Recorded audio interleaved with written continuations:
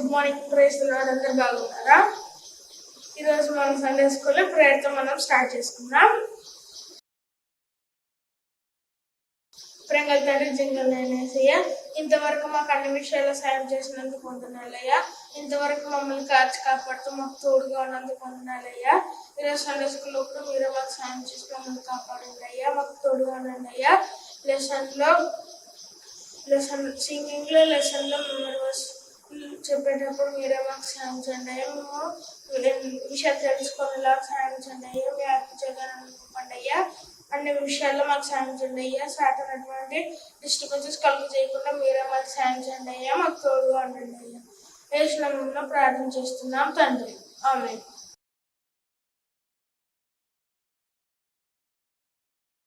Friends, ఇక్కడ ఏం కనబడుతుంది? వరల్డ్ మ్యాప్ కదా. ఈ వరల్డ్ మ్యాప్ లో ఇండియా ఎక్కడ ఉంది? ఇక్కడ ఉంది కదా ఇండియా.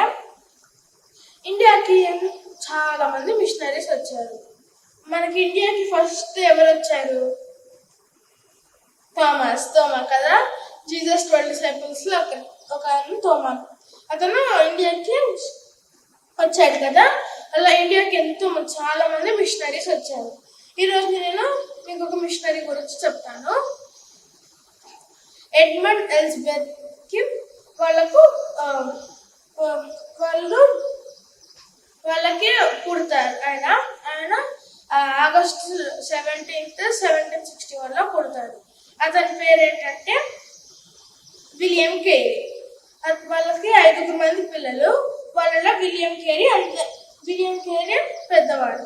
కాబట్టి ఈరోజు మనం విలియం కేరీ గురించి తెలుసుకుందాం. ఈరోజు మన లెసన్ విలియం కేరీ గురించి. విలియం కేరీకి నేచర్ అంటే చాలా ఇష్టం. తన ఇంట్లో మొక్కలు ఇక్కడ కనబడుతుంది కదా, మొక్కలు పెంచుకునేవాడు. తన ఇంట్లో తన రూమ్ లో పక్షులు పెట్టుకునేవాడు. తన రూమ్ లో ఒక చిన్న సులభ్ చేసేసుకునేవాడు. చిన్న చిన్న జంతువుల్ని తన రూమ్ లో పెట్టుకునేవాడు. ఇక్కడ పిక్చర్ లో కనబడుతుంది కదా, ఇక్కడ ఒక బర్డ్ ఉంది, ఇక్కడ ఒక బర్డ్ ఉంది. వాటికి మంచి న్యూట్రిషన్స్ గా వాటిలో పెట్టాడు కదా బర్డ్స్ ని. వాటిని చాలా మంచిగా చూసుకునేవాడు విలియం కేరీకి నేచర్ అంటే ఇష్టం. అయితే ఒక రోజు విలియం కేరీ చెట్టు మీద ఒక గూడు చూస్తాడు. అయితే తీసుకుందామని అనుకుంటాడు, కానీ అప్పుడు జారిపోయి కింద పడిపోతాడు. అప్పుడు తనకి చాలా దెబ్బలు తగ్గుతాయి. కానీ ఆ దెబ్బలు తగిలి రికవర్ అయిన తర్వాత మళ్ళీ విలియం కేరీ ఆ చెట్టు దగ్గరికే వెళ్తాడు. వెళ్ళి మళ్ళీ ఆ గూడుని తీసుకొని వస్తాడు. దాని ద్వారా మనకి ఏమర్థమైంది? విలియం కేరీకి చాలా పట్టుదల కదా.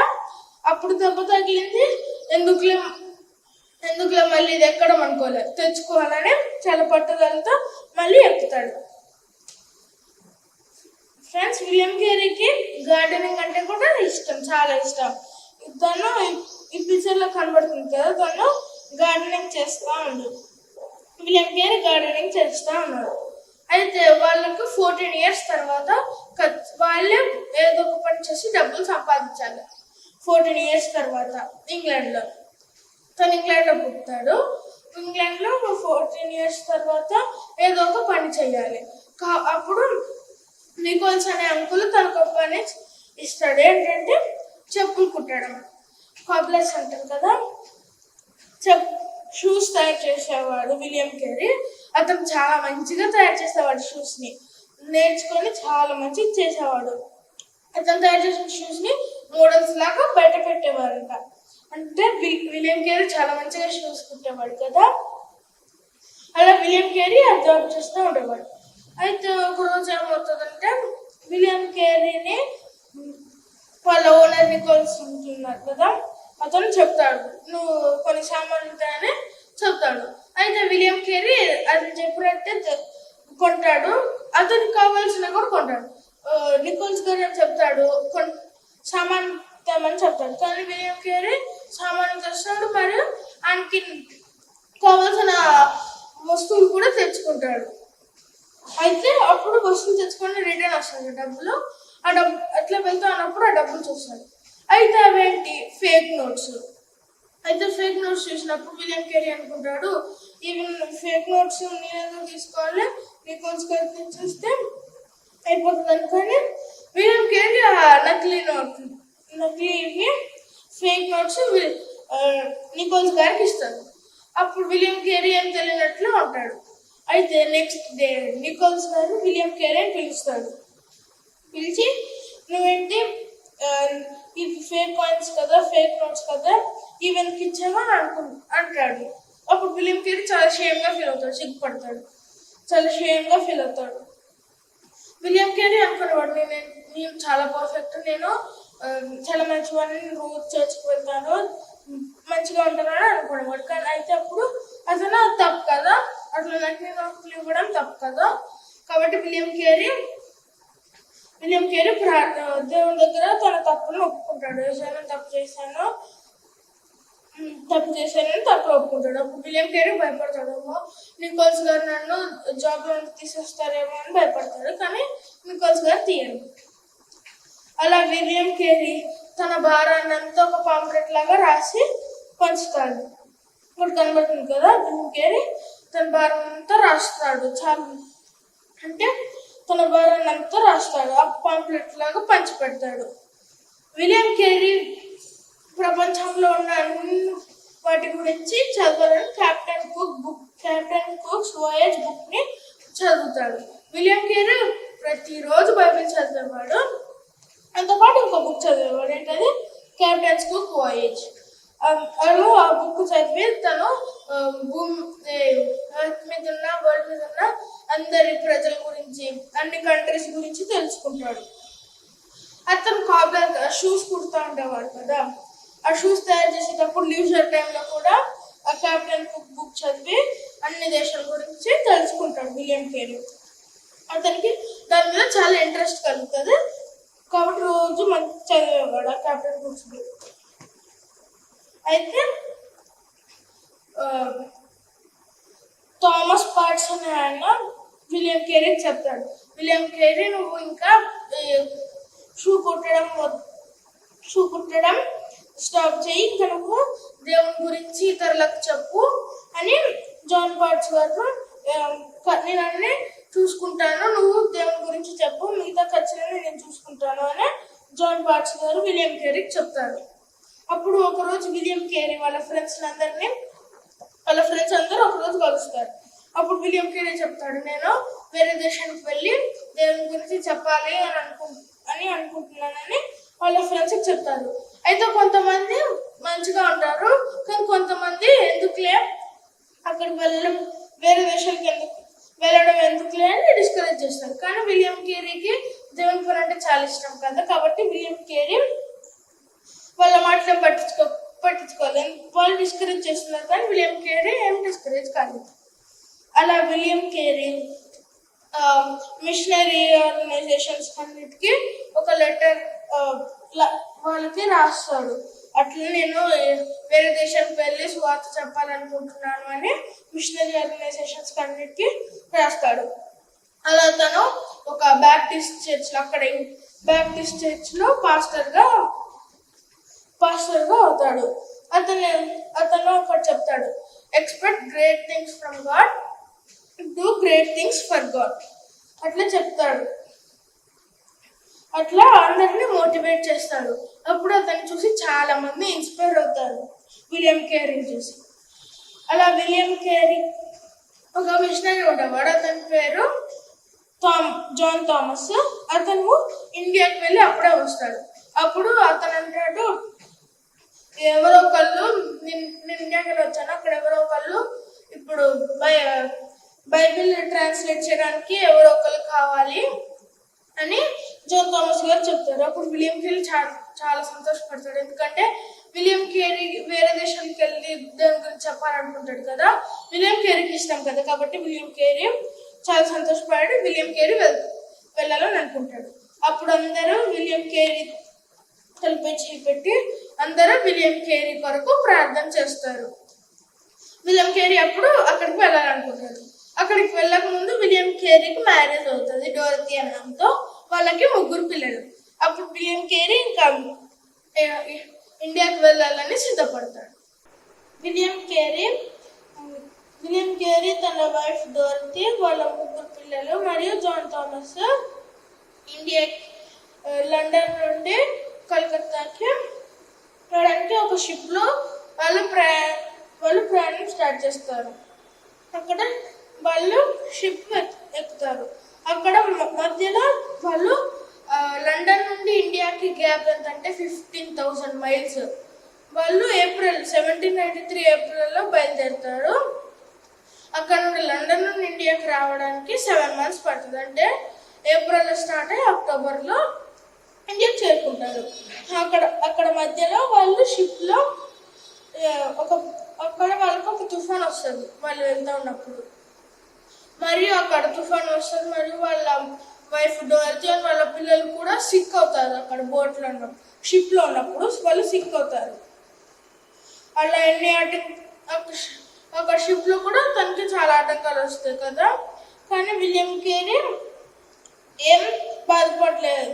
విలియం కేరీ అయినా కానీ విలియం కేరీ అక్కడ షిప్లో కూడా ఈ పిక్చర్లో కనబడుతుంది కదా, తను ప్రిపేర్ అవుతూ ఉన్నాడు, వెళ్ళడానికి ప్రిపేర్ అవుతున్నాడు, బైబిల్ చదువుతూ ఉన్నాడు కనబడుతుంది కదా ఇక్కడ పిక్చర్లో. తను అలా ప్రిపేర్ అవుతూ ఉన్నాడు. ఆ తర్వాత 7 months తర్వాత అక్టోబర్లో వాళ్ళు ఇండియాకి చేరుకుంటారు. పిక్చర్లో కనబడుతుంది కదా, వాళ్ళందరూ ఇండియాకి చేరుకున్నప్పుడు విలియం కేరీ వాళ్ళకి డబ్బులు అక్కడ పెద్దింట్లో ఉంటే అక్కడ రేట్ చాలా ఎక్కువ ఉంది కాబట్టి వాళ్ళు ఒక చిన్న ఇల్లు తీసుకున్నారు. చిన్న ఇల్లు చాలా కష్టం కదా, గాలి సరిగ్గా ఉండదు, వాళ్ళు చాలా కష్టం అక్కడ చిన్న ఇంట్లో ఉండడం. కానీ వాళ్ళు విలియం కేరీ అట్లా అడ్జస్ట్ అయిపోయారు. ఆ తర్వాత వాళ్ళు విలియం కేరీ జాన్ థామస్ వెళ్తూ ఉన్నప్పుడు అక్కడ వాళ్ళు పూజ చేస్తూ ఉన్నారు ఒక బొమ్మకి. అప్పుడు విలియం కేరీ అడుగుతారు, వీళ్ళంతా బొమ్మకి పూజ చేస్తూ అన్నప్పుడు జాన్ థామస్ చెప్పాడు, అవును ఇక్కడ వాళ్ళు బొమ్మలకు పూజ చేస్తారు అని చెప్తాడు. ఆ తర్వాత విలియం కేరీ చూస్తారు, ఒక దగ్గర ఏమవుతుందంటే చెట్టుకు వేలాడి తీసి అతన్ని బాగా కొడతారు. ఇక్కడ పిక్చర్లో కనబడుతుంది కదా, తనకి రక్తం కారుతా ఉంది. అప్పుడు విలియం కేరీ చూసినప్పుడు చాలా బాధపడతారు. వీళ్ళేంటి ఎట్లా చేస్తున్నారు, వీళ్ళ మూఢనమ్మకాలన్నింటినీ తీసేయాలి అని విలియం కేరీ అనుకుంటారు. అయితే దానికంటే ఘోరమైనది ఇంకోటి జరుగుతుంది. ఏంటంటే ఒకళ్ళ హస్బెండ్ చనిపోయినప్పుడు వాళ్ళ వైఫ్ని కూడా హస్బెండ్ దగ్గరికి తీసుకెళ్ళి కాల్ చేస్తారు. విలియం కేరీ చూసినప్పుడు చాలా బాధపడతారు. అయ్యో వీళ్ళేంటి హస్బెండ్ చనిపోయిన వెంటనే వైఫ్ని కూడా చంపేస్తున్నారు అని విలియం కేరీ చాలా బాధపడి వీళ్ళకి ఇవన్నీ ఎట్లయినా మార్చేయాలి, వీళ్ళని ఇట్లా చేయకూడదని గవర్నమెంట్కి చెప్పి ఆచారాన్ని తీసేయమంటారు. అప్పుడు విలియం కేరీ వల్లనే ఇట్లా జరగట్లేదు. దీన్ని ఏమంటారు, సతీ. ఈ సతీ అనేది ఇప్పుడు లేదు, ఎందుకంటే విలియం కేరీ వల్లనే అది లేదు. అక్కడ విలియం కేరీ అక్కడ కోల్కతాలో ఉన్న వాళ్ళందరికీ దేవుని గురించి చెప్తాడు. వాళ్ళు 7 years దేవుని గురించి అందరికి చెప్తారు, కానీ ఎవరు దేవుని గురించి తెలుసుకోరు. అలా విలియం కేరీ రామదాస్ అనే గొప్ప పండితుడి దగ్గర చాలా భాషలు నేర్చుకుంటాడు. అప్పటికే విలియం కేరీకి చాలా భాషలు వచ్చు, ఫ్రెంచ్, డచ్, ఇంకా ఎన్నో భాషలు వచ్చు. ఆ తర్వాత ఇండియాకి వచ్చి కూడా రామదాస్ అనే దగ్గర ఇండియాలో ఉన్న భాషలనే నేర్చుకుంటాడు విలియం కేరీ. ఆ తర్వాత అక్కడ నుండి ఇంగ్లాండ్ నుండి ఒక మిషనరీ విలియం కేరీకి ప్రింటింగ్ ప్రెస్ని గిఫ్ట్గా ఇస్తాడు. అతని పేరు ఏంటంటే విలియం బాట్స్. అతను ప్రింటింగ్ ప్రెస్ని విలియం కేరీకి గిఫ్ట్గా ఇస్తాడు. ఆ ప్రింటింగ్ ప్రెస్ ద్వారా విలియం కేరీ తన బైబిల్ని ప్రింట్ చేయడం మొదలు పెడతాడు. ఆ తర్వాత విలియం కేరీ దగ్గరికి చాలామంది ఇండియాలో ఉన్న మిషనరీస్ చాలామంది విలియం కేరీ దగ్గరికి వస్తారు. అలా చివరికి విలియం కేరీ దేవుని గురించి వాళ్ళకి చెప్తున్నారు కదా, చివరికి ఒక ఆయన కృష్ణపాల్ అనే ఆయన దేవుని నమ్ముకొని బాప్తిస్మం తీసుకుంటాడు. అలా ఇంకా చిన్నగా అందరు కొంతమంది దేవుని గురించి తెలుసుకుంటా ఉన్నారు. అయితే అక్కడ వేరే వాళ్ళు ఉంటారు కదా దేవుని నమ్ముకున్న వాళ్ళు నమ్ముకున్న వాళ్ళని చూసి వీళ్ళు దేవుని నమ్ముకున్నారు అని వాళ్ళని రాళ్ళతో కొట్టారు, రాళ్ళు విసిరేసారు, వాళ్ళని కొట్టారు. ఇక్కడ కనబడుతుంది కదా, ఇద్దరు కర్ర పట్టుకున్నాడు, అక్కడ వాళ్ళేమో రాళ్ళు విసురుతున్నారు కదా, అలా వాళ్ళని కొడతారు. కానీ విలియం కేరీ వాళ్ళని మళ్ళీ దగ్గర తెచ్చి ఓదారుస్తాడు. అప్పుడు విలియం కేరీ వాళ్ళకి బైబిల్ ఇస్తాడు. అప్పుడు బైబిల్ చాలా చాలా రేట్ ఉంటుంది, ఎందుకంటే అప్పుడు వాళ్ళకి బైబిల్స్ అక్కడ ఎక్కువ ఉండేవి కావు, చాలా రేట్. కానీ విలియం కేరీ కష్టపడి ప్రింట్ చేసి వాళ్ళకి ఫ్రీగా ఇచ్చాడు బైబిల్ని.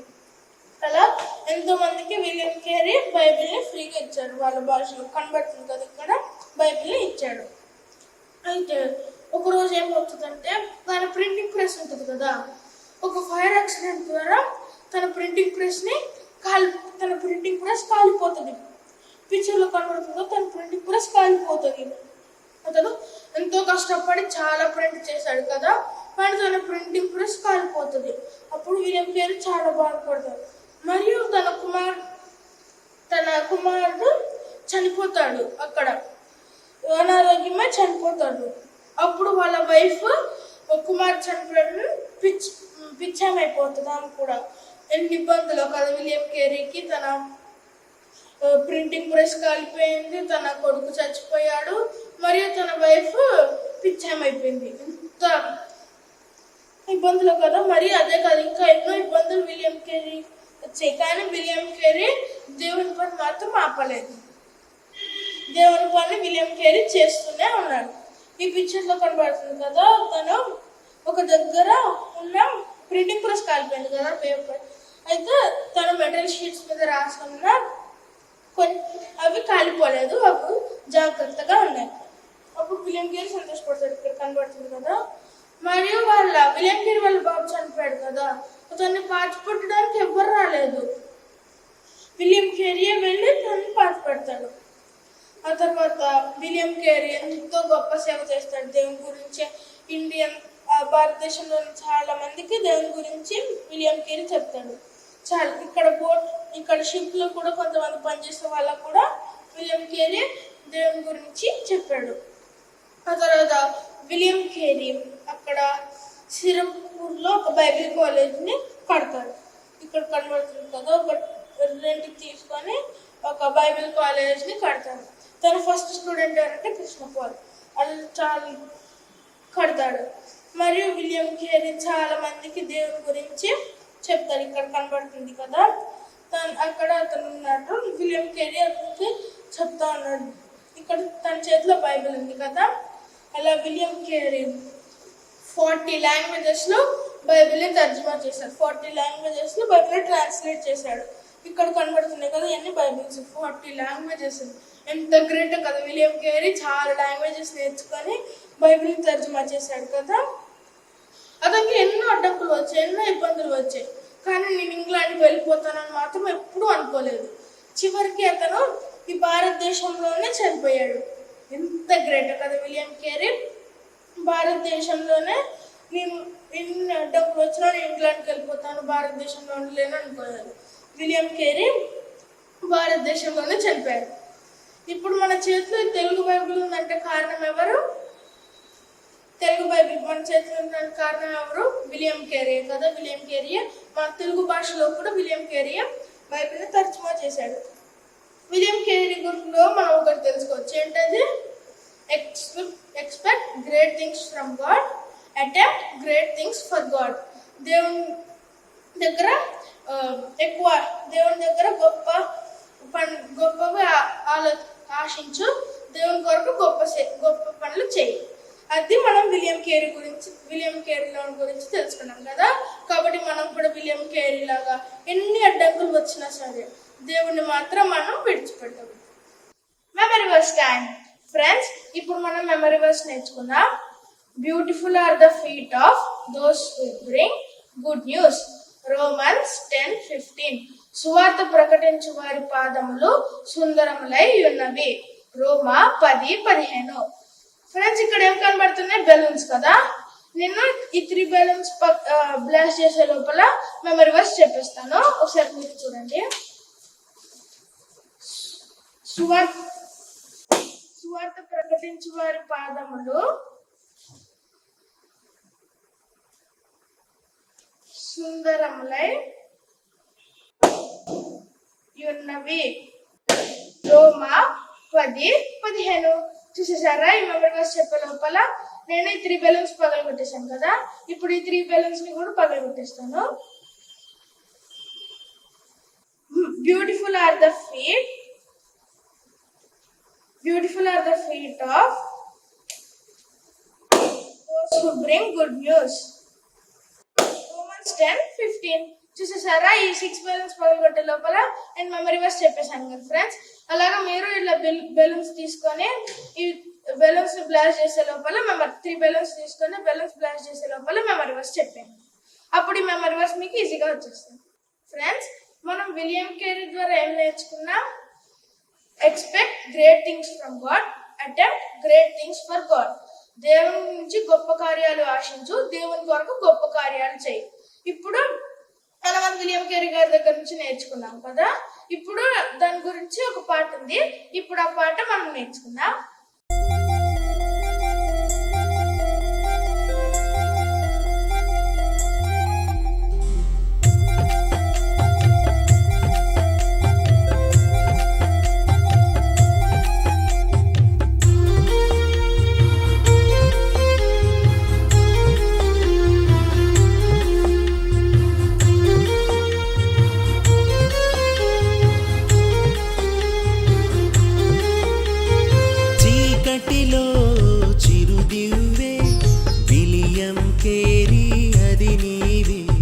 చీకటిలో చిరుదివ్వే విలియం కేరీ అది నీవే. ఎండిన ఎడారిలా ఉండగా మా ఇండియా, ఎండిన ఎడారిలా ఉండగా మా ఇండియా. పండించినావే వాక్యపు పంట, పంచినావే ప్రతి ఇంట. పండించినావే వాక్యపు పంట, పంచినావే ప్రతి ఇంట. చీకటిలో చిరుదివ్వే విలియం కేరీ అది నీవే. చీకటిలో చిరుదివ్వే విలియం కేరీ అది నీవే.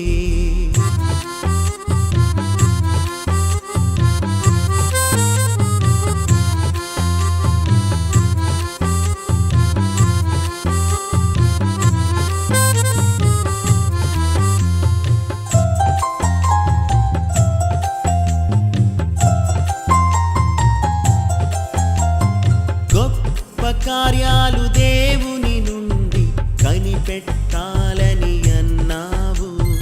గొప్ప కార్యాలు దేవుని కొరకు తలపెట్టాలని పలికావు. గొప్ప కార్యాలు దేవుని నుండి కనిపెట్టాలని అన్నావు. గొప్ప కార్యాలు దేవుని కొరకు తలపెట్టాలని పలికావు. మాట అందరి నోట మారు మ్రోగును ప్రతి చోట. గొప్ప మాట అందరి నోట మారు మ్రోగును ప్రతి చోట. చీకటిలో చిరుదివ్వే విలియం కేరీ అది నీవే. చీకటిలో చిరుదివ్వే విలియం కేరీ అది నీవే.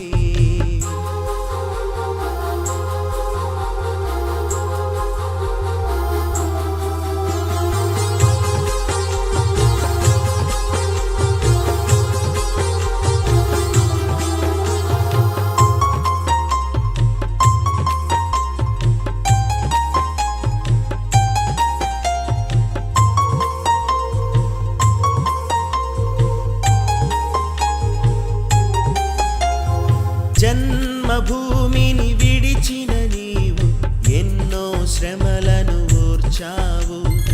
అన్ని భాషలు నేర్చిన నీవు అనువాదములే చేశావు. జన్మభూమిని విడిచిన నీవు ఎన్నో శ్రమలను ఓర్చావు. అన్ని భాషలు నేర్చిన నీవు అనువాదములే చేశావు. దేశమంత దైవ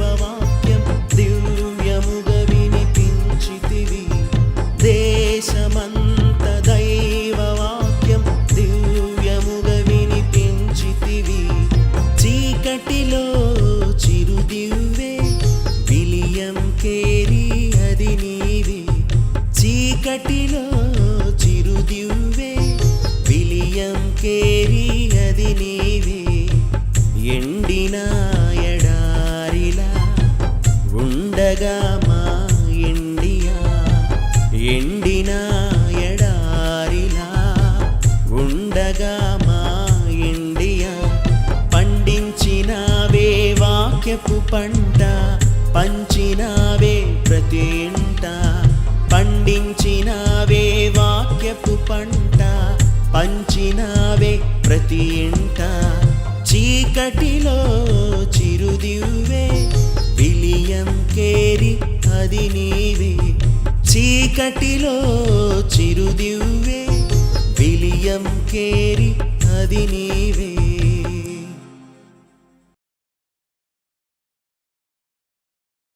ఫ్రెండ్స్, ఇప్పుడు మనం ప్రేయర్ చేసుకొని మన సండే స్కూల్ని క్లోజ్ చేసుకుందాం.